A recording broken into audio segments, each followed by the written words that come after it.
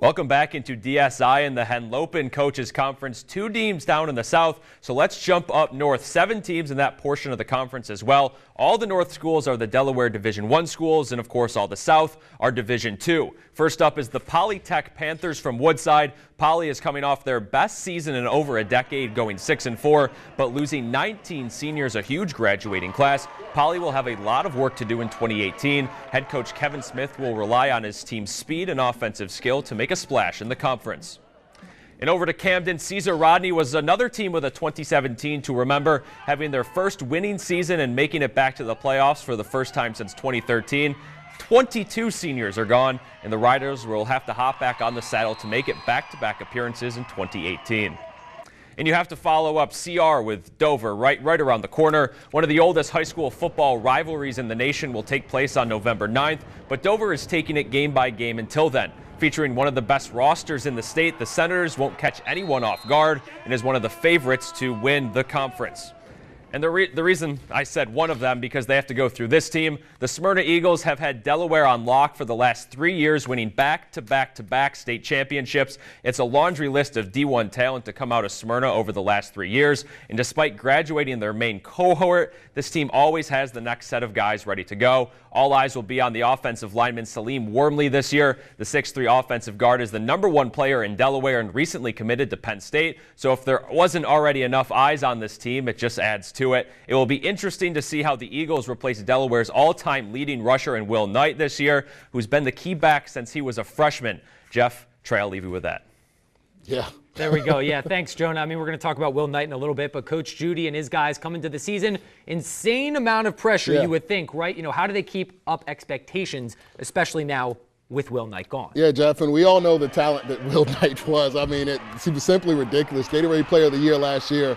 Probably could have won it his sophomore year with the numbers that he had, although he threw that yeah, he did. Will did so much for that team over the past 3 years. When I talked to Mike Judy, he said the Eagles would not be doing anything differently schematically. Instead, they'll be looking for players to step up when their numbers are called, including this guy you'll see in a second, Stephen Whaley, who had a phenomenal season last year and filled in a few games when Knight was injured. So, you know, I kind of wanted to know, is he going to change something up? Is he going to do something different? Because when you lose a player as dynamic as 25 was and was over his career, you know, you kind of figure maybe we'll do something different. But he said they're sticking with their guns. They're going to run the same exact offense they've been running.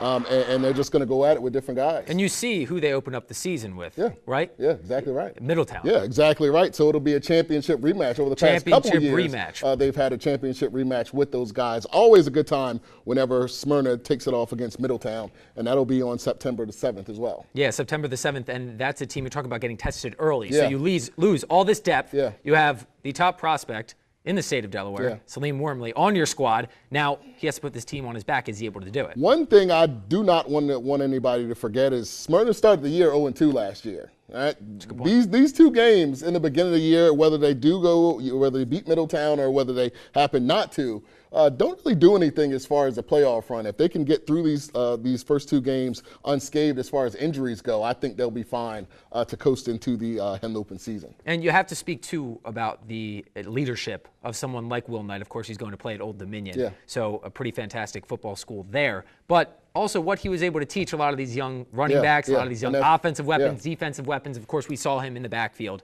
But that doesn't go unnoticed. And you're going to see that coming into the year. Absolutely, and that's one thing that Coach Judy touched on as well. As good as Knight was on the field, he was just as good off the field. And one thing, other thing that he said is when you're raising good kids, the wins tend to happen. Right. So that's one thing that stuck out to me, and that's what he seems to be going forward with. Also, Coach Judy, pretty good resume. In I his would first say so. 5 seasons, 3 state championships. Exactly so, right. Coach Judy, come join us next year. That's Show right. off some of that jewelry. That's going to do it, though, for this block. But coming up, we sit down with Laurel head coach Eston Ennis. Talk about this upcoming season. Stick with us. DSI, coming right back.